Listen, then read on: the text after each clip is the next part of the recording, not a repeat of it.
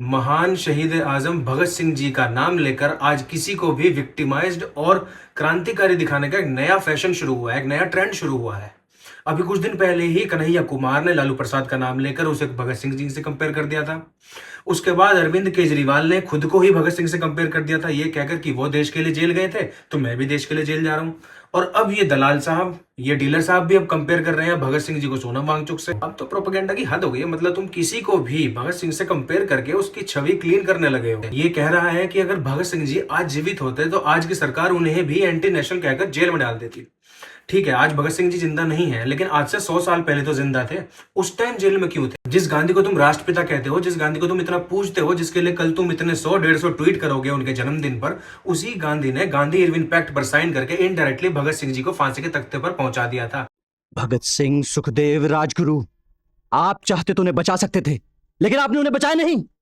पर बेटे, सच बात तो यह है कि वो खुद ही जीना नहीं चाहते थे। अंग्रेज सरकार की तरह आप भी नहीं चाहते थे कि वो जिए, इसलिए आपने कोशिश ही नहीं। कह रहा है कि जो आज की सरकार है वो उन्हें जेल में डाल देती, लेकिन उस टाइम की तुम्हारी साइड के कांग्रेस और गांधी ने तो उन्हें फांसी पर ही पहुंचा दिया था।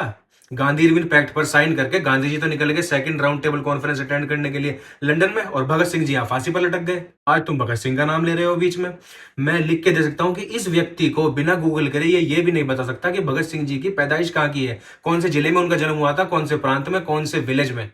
कभी पढ़ा भी है भगत सिंह जी को? 1928 से लेकर 1931 तक भगत सिंह एक हाउस होल्ड नेम था उस टाइम, और जो तुम्हारी कांग्रेस और तुम्हारा गांधी कभी भी पचा नहीं पाया, और कभी भी भगत सिंह को उन्होंने ऊपर उठने ही नहीं दिया, क्योंकि गांधी खुद उनकी बढ़ती पॉपुलैरिटी से परेशान थे। इसलिए तो कांग्रेस उन्हें कॉपी करने लगी थी 1930 तक आते आते। 1930 में जो पूर्ण स्वराज का नाम लेकर कांग्रेस ने झंडा फहराया था, वो पूर्ण स्वराज की सोच किसकी थी? वो भगत सिंह जी की थी। कांग्रेस कॉपी करने लगी थी उन्हें। तुम्हारी पार्टी ने तो हमेशा ये किया है। इन्हीं भगत सिंह को, जिनका नाम लेकर तुम इतना बोल रहे हो, तुम्हारी साइड ने, तुम्हारी कांग्रेस ने इनको आतंकवादी का ठप्पा लगा दिया था इन पर। की नजरों में तो हम वही हैं जो अंग्रेजों ने हम पर ठप्पा लगा दिया है, आतंकवादी।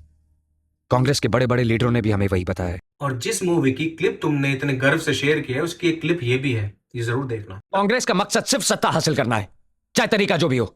उसके बाद देश को क्या चाहिए, क्या करना है, इसके बारे में वो नहीं सोच रही।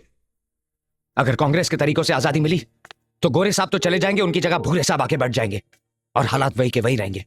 अमीर और अमीर हो जाएंगे, गरीब और गरीब।